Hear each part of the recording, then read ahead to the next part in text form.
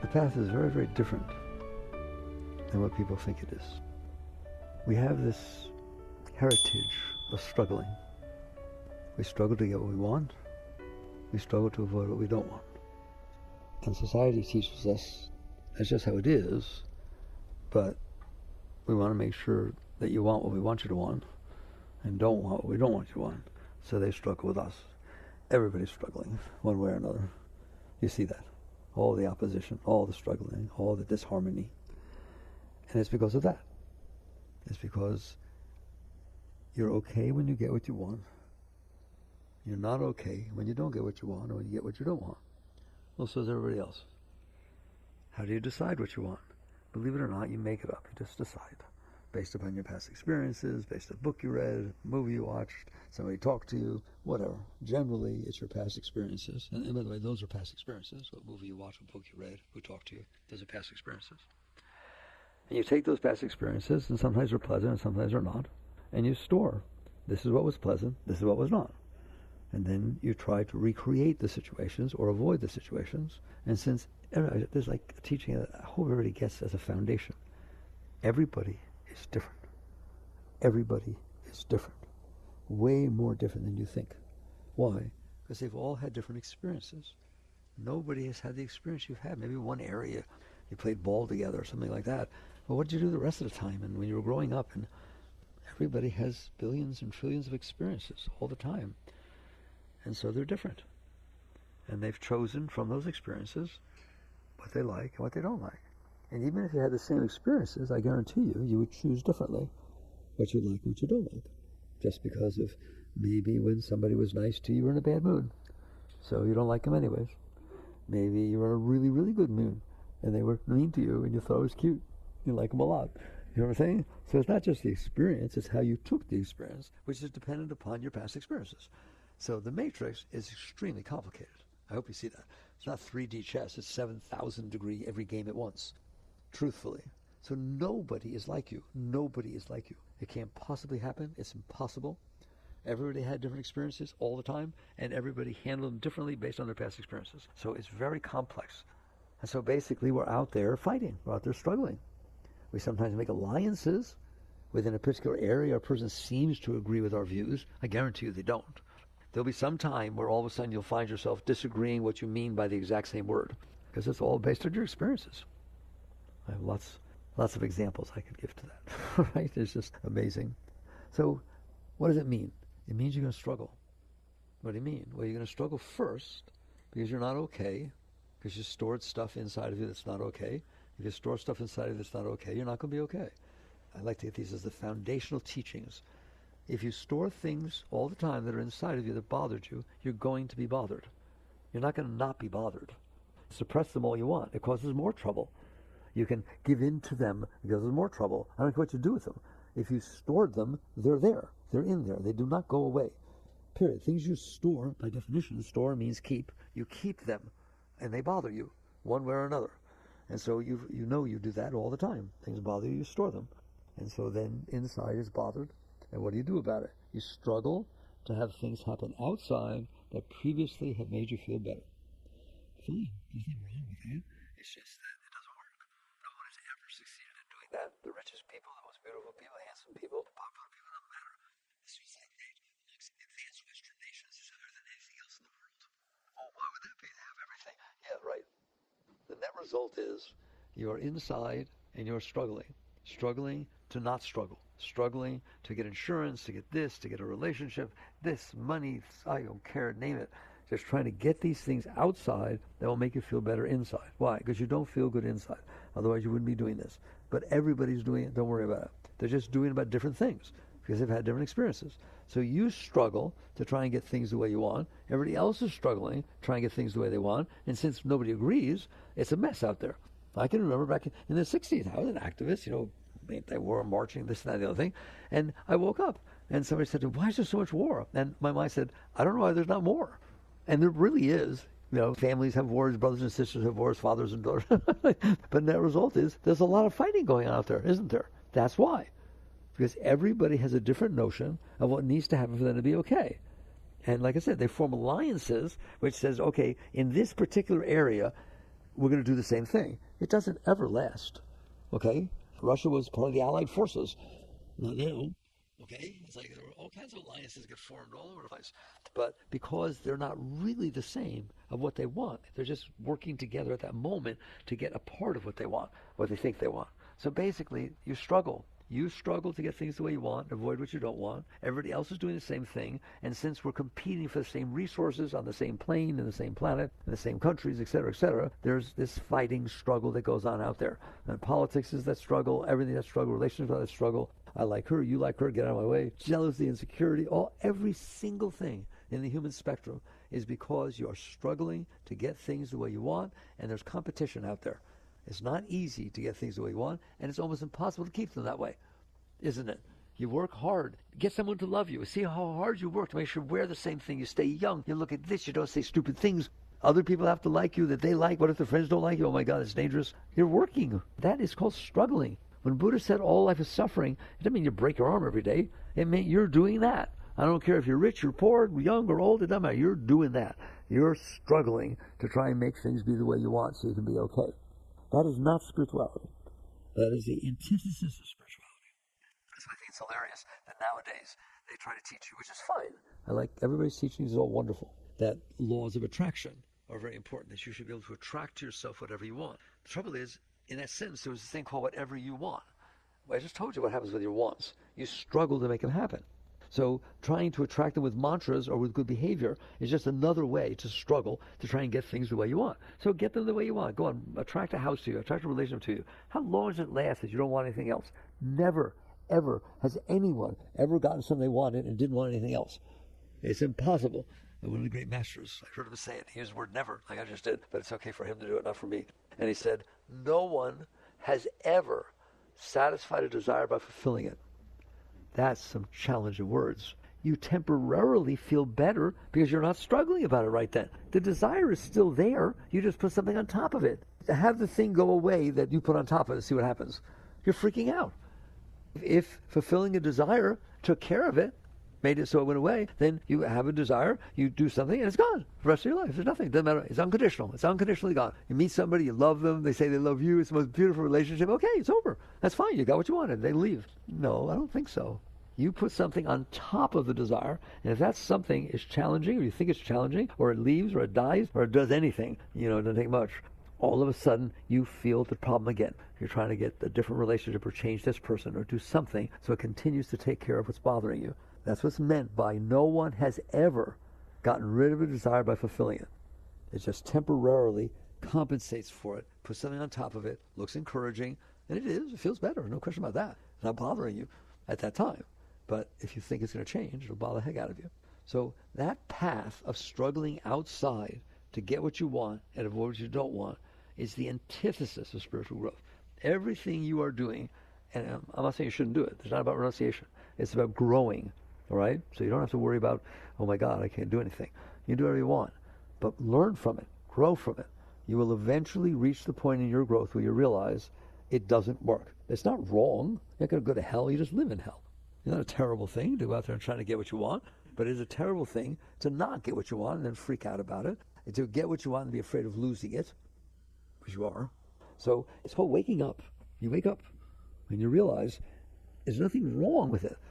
It just doesn't work. And it needs to be a better way to be okay than to struggle to try and make things be the way you want and avoid what you don't want. Unfortunately, there is. Unfortunately, your first step when you wake up, we're talking about the stages of your growth, the struggling doesn't go away. You just bring the struggling inside. You sit there and start noticing, oh my God, I got a crazy mind inside my head saying all this stuff and negative and this and that, and it won't shut up, and I can't meditate, and my ego is out of control. Like everything has to be exactly the way it wants. It complains all the time. And so you struggle in there. The same struggle you did out there, you have now internalized to struggle with yourself. It's a higher struggle in the sense that there's no competition inside of you. You have to compete outside with everyone to get what you want. Inside, there's only you. There's all this in there. There's nobody else in there. So believe it or not, you're much better off with that inner struggle. And some people consider that spiritual growth, doing these intense things to shut yourself up and meditate and do that. And it's called tapasya. That's the word tapasya.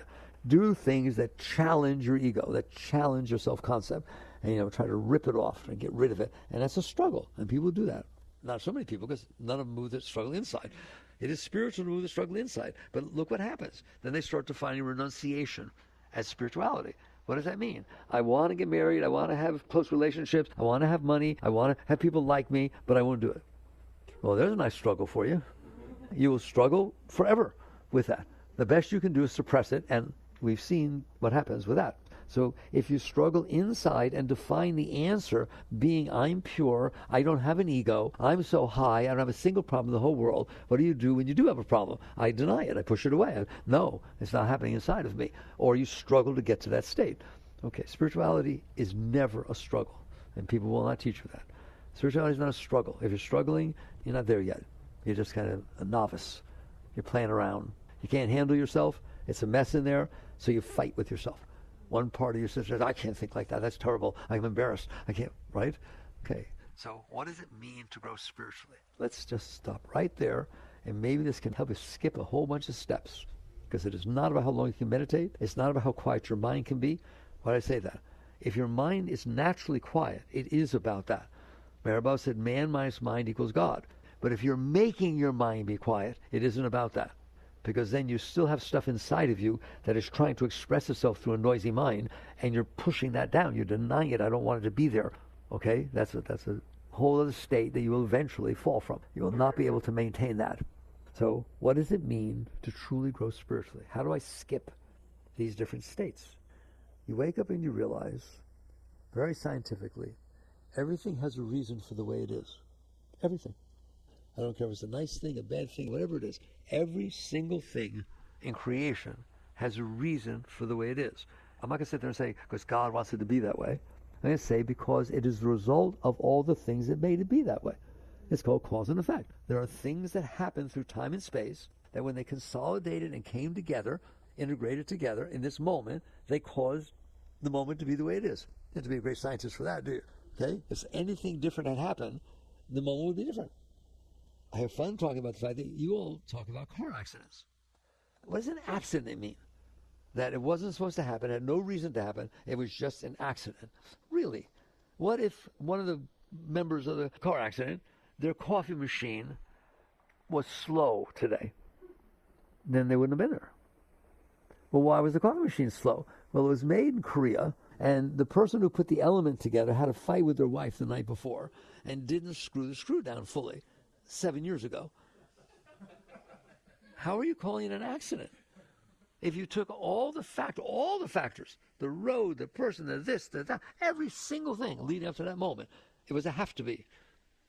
It was a, this is happening and going to happen based on all the factors that came together and coalesced to cause that to happen. Does that make sense to you? Ah, that's neat. So that's a little different take on everything's the way it should be because God said so. Everything's the way it is because science said so. And science is God as much as anything else. I do that in the new book, Living Untethered. If you start from creation in the beginning with the Big Bang, I'm telling you, if anything was different, if the charge of an electron was 0.00000000001 different than the way it is, you ain't here.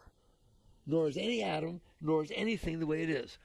It took the perfection of exactly what it was to come together and consolidate and work with the neutrons and the whole ballgame that builds atoms. You know, if anything changed at all. My favorite example in the new book, I like the new book. My favorite examples, because usually I don't talk about it in talks, I want you to read it, is as follows. If your great-great-great-great-grandmother did not meet your great-great-great-great-grandfather, you're not here.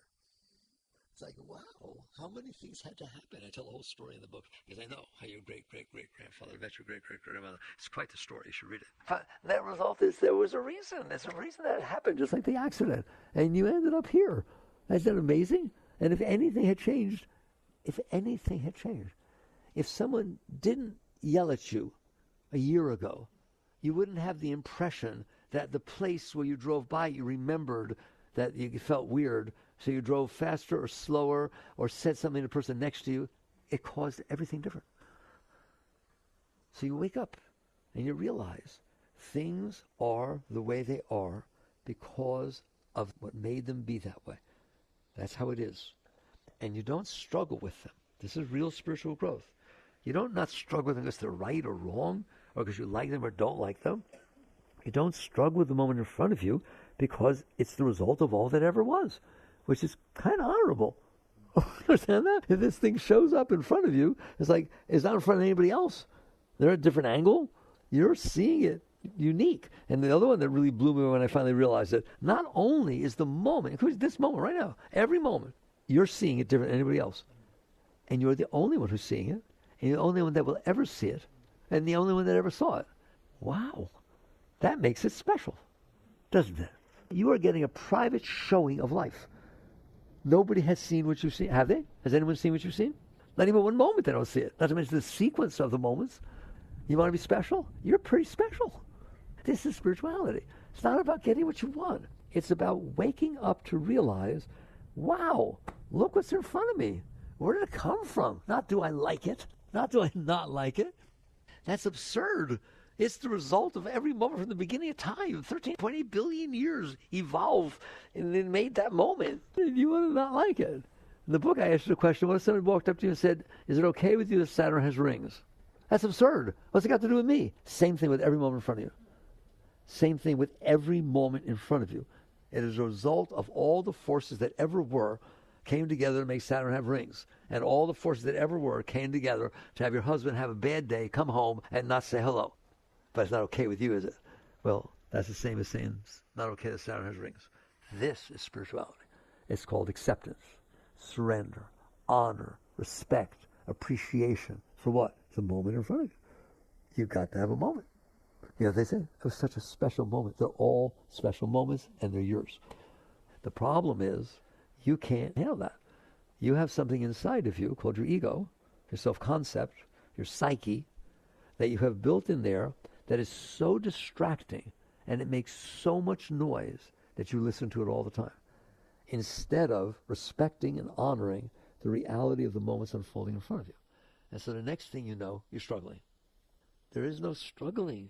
There's just, wow, I wish I could take you to Mars. If I could take you to Mars for an hour, certainly a day, you want to come back here. Like, there's nothing going on Mars. There's no good moments or bad moments or high moments or low moments and colors. It's just sand, a bunch of sand all over the place. You like that? There's nothing. No creatures, no living at nothing. And here, there's always something going on in front of you, isn't it? Always. From the minute you're born to the minute you die, there's always something going on. Well, why is that not something to celebrate and appreciate and say thank you all the time for every single thing? I can't even begin to list all the things that are going on around you at any given moment. And that's just one moment. I told you have 25 trillion living cells inside your body talking to each other, working together to give you a body. When's the last time you said thank you to your liver, your pancreas, your pineal gland? And how many of those things are there? There's billions of those things working together. And you wouldn't be here. If one cell misbehaves, we have a name for it, cancer, and 25 trillion of them are working together your whole life, and you get real mad and upset, why me, when one doesn't, and you never said thank you to 25 trillion? Does that sound fair? Does that sound reasonable? So you start waking up. This is spirituality. That's what spirituality is. It's not renouncing and fighting and struggling and so on. It's honoring and respecting and accepting and being blown away that you get to be here. You get to see this. And by the way, don't worry. You won't last very long. You won't be here long. The Earth's been here for 4.5 billion years. How long are you going to be here? That's a pretty small percentage. So you wake up and realize there is no problem. There are just experiences that are reality, that are unfolding in front of you. And no one else has had them. They're unique, they're special, they're yours, and you get to deal with them. You get to learn how to dance with creation, with God, call it whatever you want. That's the reality. You dance with the moment in front of you. Took millions of years to get there. Everything had to be exactly the same. So you honor it, you respect it, and you kind of ask, how can I help? That's what a spiritual being does. They don't judge the moment in front of them. They're just looking at it and saying, wow, look at that. How can I help? Can I be of service? Because I'm not saying, how can you give me what I want? I'm not playing that game. You gave up on that. That didn't work. Imagine if you appreciated, respected, and loved and honored every moment unfolding in front of you. That's the end of everything, isn't it? That's the end of your desires, end of your fears, end of anything. Because I'm honoring what's in front of me, I'm honoring reality. Christ did that. Forgive them, Lord. They know not what they do. Not my will, but thy will. Everything he did is what we're talking about. It all was the respect. He even took Judas, kissed him on the cheek and said, go do what you must do. That was a high being understanding that reality wins and the willingness to go through what he went through as an act of surrender. Very beautiful. That's when you're growing spiritually. Notice, I'm coming back to struggling. He did not struggle. He did for one moment in the garden before they arrested him. He said, may I pass this cup? I love that moment. May I pass this cup? What do you mean? Well, there was a human there too, right? You're living inside of a body. And he saw the whole vision was going to happen to him. And he did say that. He said, may I pass this cup? And the moment he said that, the second he said that, he said, no, not my will, but thy will. And never resisted one iota through the entire ordeal after that. Complete surrender. Okay? So basically, spirituality is this. Spirituality is not about struggling. Not about struggling outside to make it be what you think it's supposed to be, what you need it to be. It's not about struggling inside to say, I'm not pure, I got to get pure, and I got to do good things. That's ego, superego that Freud talked about. Id, ego, and superego. Freud's right. It is the body's representative in your mind. I need this, I want that, or physiological things, biological things, etc. And the superego is society's representative inside your mind. They later trip on your head, so all the time you shouldn't have done it, you shouldn't have done that. And the ego is the self-concept trying to live between these two and make up a you that you can live with. There, Freud was completely right. That's all just mind. Who's noticing that? That's spirituality. Then you step back and say, wait a minute, do you have an ego? Does anybody have an ego? I don't care about what people think about them. Ever get embarrassed by anything? Ever feel guilt for anything you've ever done? Got an ego? Okay, that's the ego. How do you know you're having those things? How do you know you feel guilt? Most people go to a psychologist or therapist and say, oh, I'm feeling so much guilt. What do I do? I don't know. I left my family and I'm not so sure I should have. I needed to. It's been going on for years. I have so much guilt. A normal, trained psychologist tries to get into, well, was there anything else you could have done? Or you need to go forward. No. Feelings are very, very easy in therapy. It's as follows. Doctor, I feel all this guilt and all this. And you sit for a second, listen to it, not for more than a second. And you sit there and say, how do you know? How do I know what? How do you know you feel guilt? I told you I feel guilt. I know you told me that. I want to know how you know you feel guilt. Well, eventually you'll look at him or her, and yell, because I'm in here and I see it. Who is in there? Who sees it? What is the consciousness that notices you are looking at this thing called guilt? What is the consciousness that notices you're looking at a thing that it feels guilt until you see somebody and apologize? You tell them, I feel better. How do you know? How do you know? How do you know? How do you know? How do you know you feel better? How do you know you feel guilt? How do you know you feel love? How do you know you feel disdain? How do you know you want to get divorced? How do you know you want to get married? How do you know? I know the mind's saying those things, but how do you know it's saying those things? My mind says things you don't know. Okay? Your mind says things 1 minute, says things the next. Oh, doctor, I can't make up my mind. Look at that. Back when I went, I don't know, was it 5th grade, 6th grade, right? They dissected sentences. That was a long time ago. They had blackboards, and they would draw this line. The adjective would go here, and the verb would go here, and the direct object would go over here, and they dissect the sentence. Okay, so let's take the sentence. My mind is driving me crazy. Okay, very good. I like that very much. My mind is driving me crazy. Whose mind? My is a possessive pronoun. You use it very naturally. My mind's doing much better today since we talked. Whose? He said, my mind is doing better. How do you know? Who's my? And you wake up eventually and you realize, I am conscious. And I'm noticing what the mind is doing. I'm noticing what the heart is doing. Noticing what the emotions are. I'm noticing the expressions and feeling them getting from my body. I'm noticing what's going on outside of me. Who? Can you be talking to somebody outside and you see them, hear them, and at the same time you feel what's going on inside of you? Yes or no? You can have thoughts going on inside of you at the same time that someone's talking to you, you're not even listening to them. You listen to your thoughts instead. Who is doing that? That's spirituality. And it's not a struggle.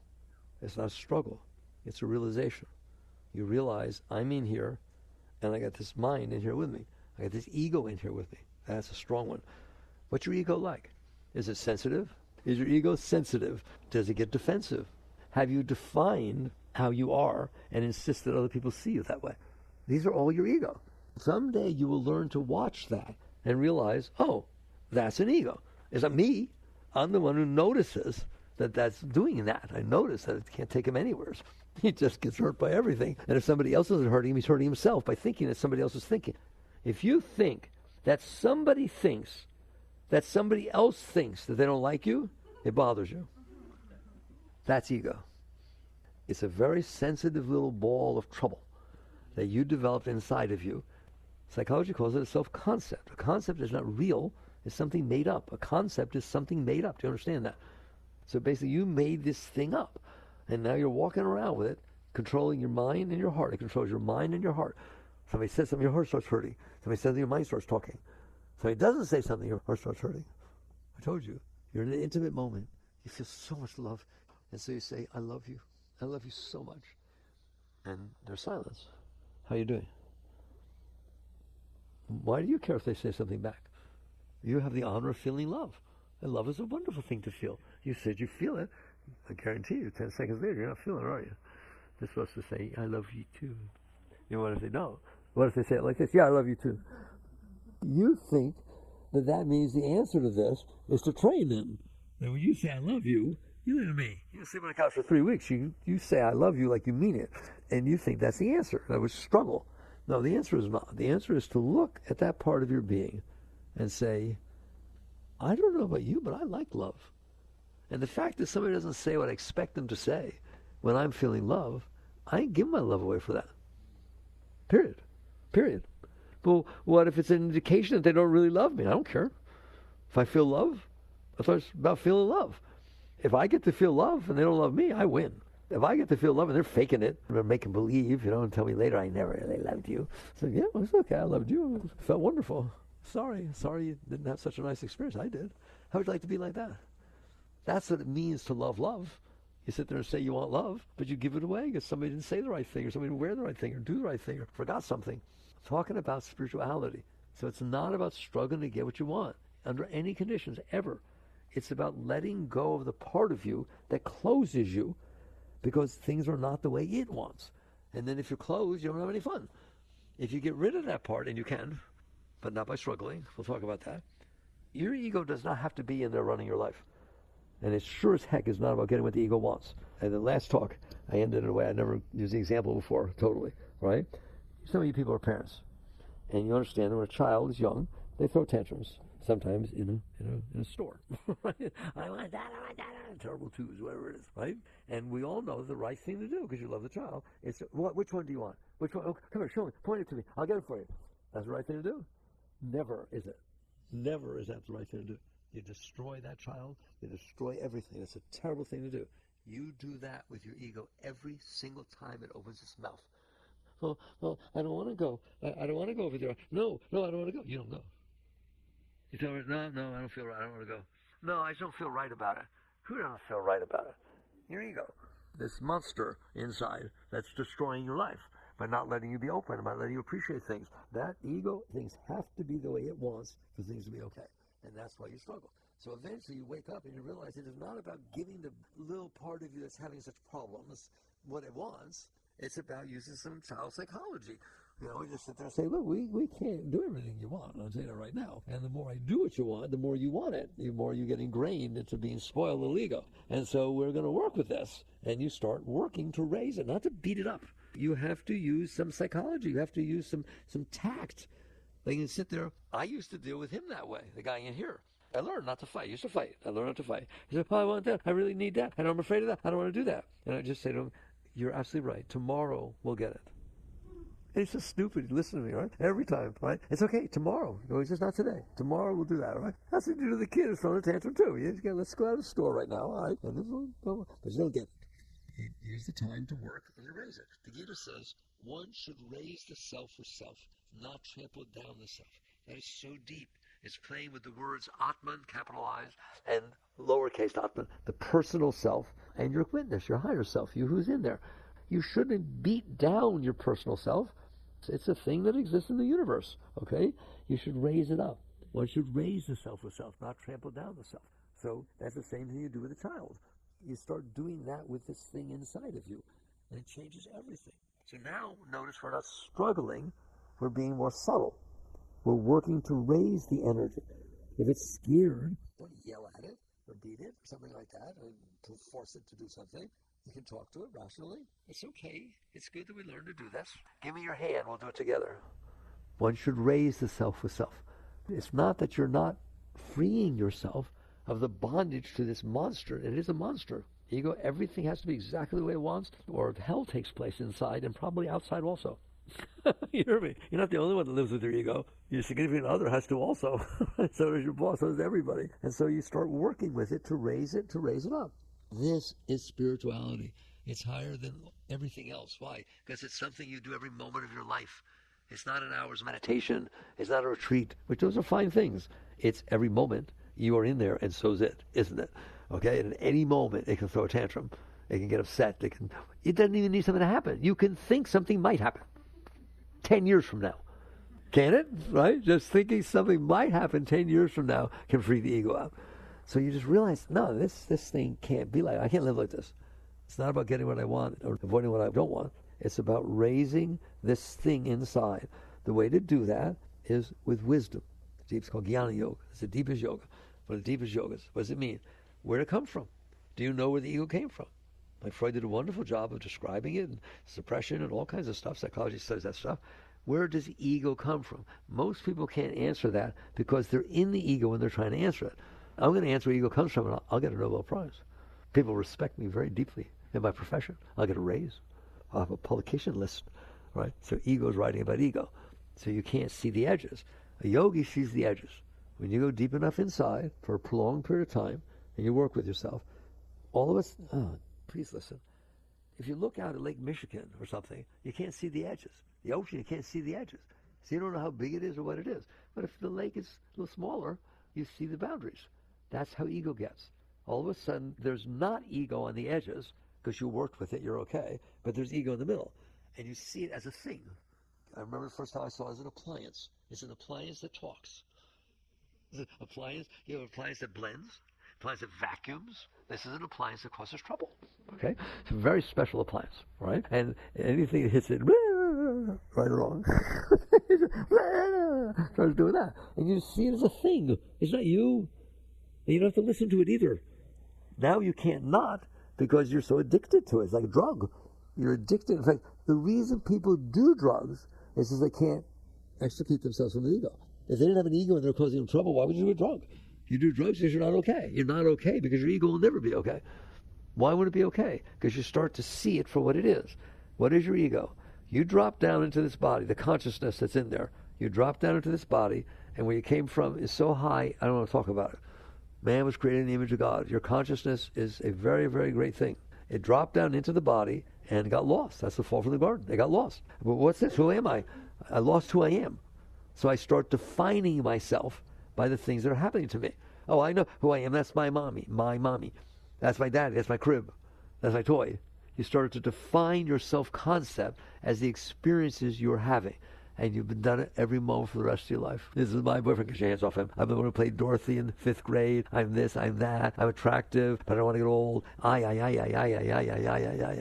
So basically, you developed this in your psyche. You developed a concept of yourself. That's your self-concept, made out of the things that happened to you. And so now that thing is not real. It can't ever be okay. Why? Because it keeps trying to define itself. You know what the most thing ego needs? Acceptance that others agree that you are who you said you are, who you think you are. Just go around people who, oh, you're crazy, you're lying, anything like that. I've seen, whoa, wait till you see the defensiveness come flying out like fire. It needs acceptance because it doesn't know it's not true. It's just made itself up. And by the way, will it change its definition of self if it helps it get what it wants? If you fall in love with somebody, they say, yeah, but I don't like how much makeup you wear and your hair. No, that's a non-starter. You really liked how your makeup and your hair. I guarantee you, you're changing your makeup, you're changing your hair. So your self-concept is just a fake. It's just something you built to have some solidity in there that I know who I am, but you want me to change, I'll change it in a minute. I'll change it to be accepted. I'll change it to get what I want. It's a fake thing. And so you start working with it accordingly. You start to see the ego for what it is. You built the ego. Don't you dare blame it. You built it. You got lost and you grabbed all this stuff and said, this is who I am, and you better accept me. And people accept me are my friends. People who don't, they're not my friends, are they? It's so beautiful. And so you realize at some point, I need to get rid of this. I need to not define myself as my ego. I need to understand that I am the consciousness aware of the ego. Now what do? Little by little, I suggest little by little, not all at once, little by little, you raise it. How? It complains about the stupidest things in the world. It's hot. It's so hot. Maybe I should move. Florida's always hot. But I like my job. I like my husband. He has to say, I don't know what I'm going to do. What do you doing? It's just weather. It's weather. And you want to cause a drama like that? The car in front of me. God, come on, buddy. You got to make the light. You don't need to use your blinker. Come on. Is that just me? It's like you cause trouble all the time when there's no trouble. It's causing yourself trouble. In the new book, I call it low-hanging fruit. You start working with yourself by raising those moments, the ones that you don't think matter. You get upset because you got wet. You get upset because you dropped something in your pants. You got to go back to work. You get upset because somebody else got the raise that you wanted. You get upset because husband didn't say hello when he came in. Whatever the heck it is. Stupid little things that are just coming and going every moment. You learn to look at the ego and realize, I know how you are. You get upset by everything. You get all kinds of trouble. From now on, we're working with this. How? We're just, if you say it's too hot, I'm going to talk to you about how nice it is. I've told you that before, how I worked with him, because it's hot in Florida. I didn't have air conditioning or anything when I built this place out here. And so he'd complain it's hot, and I'd ask him, why is it hot? Because the sun is out there. I said, is the sun? I don't see a sun. What do you mean? I said, I see a star. I talked to him. I see a star. What do you mean? He says, it's a star, isn't it? You like stars? I like stars. Who doesn't like stars? All right? So you're telling me you're so close to a star, that you feel its heat. It's pretty neat, isn't it? 93 million miles away, and you're complaining about the heat. How big would a fire have to be in Miami, which is, 350 miles away, for you to feel it here? If the entire city caught fire, you would not feel it here. That thing's 93 million miles away. You learn to raise yourself. There's so many neat things you can do with yourself, and all of a sudden you sit there and say, this is neat, I feel a star. And you can change things like you did not get sunburned, you got starburned. And that's pretty, think about it for a second, you got starburned. You're so close to a star that your face is red. Wow. All of a sudden you changed, you worked with yourself. Use positive thinking, mantra, witness consciousness, whatever you want. But don't leave that stupid thing down there ruining your life. People are not ruining your life, you're ruining your life. The moment in front of you is not bothering you. You're bothering yourself about the moment in front of you. Well, how about we stop doing that? That's spirituality. No, that's not a struggle, is it? That's inclusive. You're bringing your mind up with you. You're helping all of it. Say your heart gets hurt. You shouldn't marvel. What does it mean? Does anybody know what it means your heart got hurt? Does anybody ever feel razor blades in there? What is that? Nobody knows. They just don't like it. What is that? That is, the new book goes in great detail. That is the flow of Shakti, God, Spirit, inside of you, that was flowing in a certain direction because it connected with somebody else. So it was used to flowing this way. And you felt strength, you felt well-being, right? Then all of a sudden the situation changed. Where's that energy going to go? It's like a river is flowing and giving away. I can't do it anymore. All kinds of mess is going to go on in it. It has to change its direction. The whole heart gets weird. That's what's happening. These are flows of energy, and one just got disturbed. It can't flow right, so it feels like knots and fighting. You should look at it marveled. That's when you're getting somewhere. When you can look at that and say, wow, look at that. That's unbelievable. And then you learn to not fight it. You learn to work with it. You learn to raise it up. You learn to give it another channel where it can flow. You're not used to teach that. If you have desires or fears that are very strong, don't go with them and don't get upset suppressing them. Channel them. Run. Start a hobby. Do something with the energy that's blocked and can't flow in a way that's constructive. And you're going to find out life is much more beautiful. You're in there and have the right to work with yourself. That is spirituality. Not struggle with yourself. It's not a matter of, I don't want to feel this way. What am I going to do? I got to get this person back, or I'll find an alternative, just on the rebound. No. You can do it, but it's not going to work, right? It's, how can I work with this energy flow so I can bring it up? I want to bring it up. Always you want to bring up. There's a flow of energy inside of you. Now it's going out to try to get what it wants. Eventually it will turn inside because you're working with it, but it doesn't struggle in there. You just constantly work on, yes, I'm blocked. Yes, I know I have these needs. Yes, I know that my energy was flowing a certain way because the needs were open and there was an openness. But now the person died. The person left me. The person said what I didn't want to hear. They held hands with somebody else. I didn't take much of it. And so basically now it's disturbed inside. That's because you're blocked. So how do I use this constructively to release the blockages and raise the energy up? And in the end, that is spirituality. Spirituality is about raising yourself. You're raising yourself, not struggling or fighting. You're raising yourself. But it's not easy, is it? Because those are difficult things to experience, and you can't handle them. So you do anything you can to not have this feeling anymore. Spirituality is about learning to handle what's going on inside of you. I want you to reach the point where you look at your heart and sit there and say, come on, you can do better than that. Hit me with your best shot. and you mean it. I want to be at peace with my heart. I want to be at peace with my mind. That's not going to have my fighting with them, is it? You work with it. You raise it. And so when your heart is having some trouble, you raise it up. You raise it up. Breathing works really good. All the techniques work, but not if you're misusing them. Not if you use them to suppress or use them to get what you want. You need to use them to raise yourself. So yes, of course, if your energy is blocked, do some yoga. But don't do yoga to impress everybody. Don't do yoga because you do it better than somebody else. That's ridiculous. You do yoga because it helps free energy flows. And what do you do with the energy flow? Bring it up. Always bring it up. Bring it up. I don't know how to talk to you about that. There's a flow of energy inside of you that will start to flow up.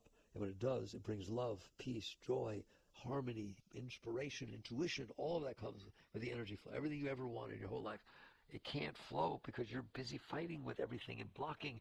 You are using that energy to get what you want. The same energy that's divine and spiritual, you're using to go outside and manipulate people and argue and fight and do all kinds of stuff. It's the same energy. So you learn, it's called transmutation of the energy. As it gets in there and gets weird, breathe, work with it. Ramadas used to say, and it works, by the way, put a nostril on your heart and breathe in and out through the nostril. You'll find out energy releases. Even when your heart's hurting, it can feel better because you're working with it. It's not magic. It's like you've decided to work with it instead of fight with it or to suppress it. Always raise everything up. Same thing with a disturbed mind. Don't worry about a disturbed mind. It's disturbed because you stored all kinds of disturbing stuff inside of you. That's where I got understanding the mind. Why does the voice talk so much? It's trying to release the garbage you stored inside. Okay, you had a divorce 5 years ago, but you didn't really get divorced, not inside. You're still going through the same arguments, the same pain, the same stuff. And so it's trying to push its way out and express itself through the mind. So don't get mad at the mind. Look at it compassionately and say, I'm sorry that I couldn't handle the situation better. And so now you're trying to throw it out to purify, just like the immune system of your body goes and fights and clears stuff up. So your heart and your mind are trying to clear this. Believe me, I've been doing this for 50 years. I make a statement to you. Your heart and your mind are trying to purify the garbage you stored inside. And since you stored it as pain, it feels like pain and fear and anxiety. And then the mind talks about this stuff. And instead of working with it by releasing the stuff you stored, you go out and try to get what you want to compensate for the problems you have. So spirituality is about transmutation. It's about working with the energy, not fighting. You don't ever fight with yourself. You don't struggle and fight with the world, people, places, things, and you don't struggle with yourself. You keep relaxing. You just keep relaxing and releasing. Energy comes up, you relax and release. I dare you. Energy comes up, you relax and release. That's all you have to do. If you'll stop fighting it, stop resisting it, stop thinking it's supposed to be a certain way, but instead release it when it comes up. It's trying to free. It's trying to not be in there. And you're saying, don't you talk to me that way. You know what I mean? It should be you're welcome.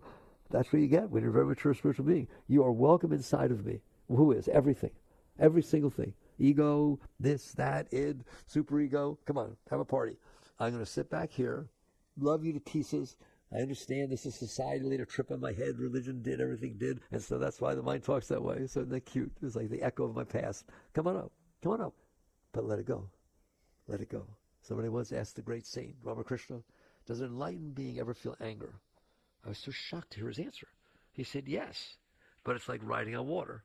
In other words, as it happens, it's gone. You can't see what rode on water. You see it for a billionth of a second. This stuff's welcome inside of you. Fear, anxiety, jealousy. No, don't fight. Learn to sit back and say, I can handle that. I can handle that there's a human feeling of fear, a human feeling of anxiety, a human feeling of jealousy, a human feeling of need. They're real. They're in there. If you can handle them, you can let them go. They come up, you relax. Welcome, you're welcome. Here. Come on. Up to God, back to God. Come on in. Pass through. No marks. Wow, it's a very high state.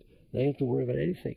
There's nothing that, as a spiritual being, there's nothing that doesn't fit inside of you. It all fits. It's all welcome to come and pass through. And you're left free. Yukteswar, you're not his guru. Like I talk an hour. These guys do one-liners. He said, an ignored guest quickly leaves. That's how he said how to work with the mind and the heart. An ignored guest quickly leaves. What does that mean? If I can handle that this stuff's going on inside of me, it goes right through.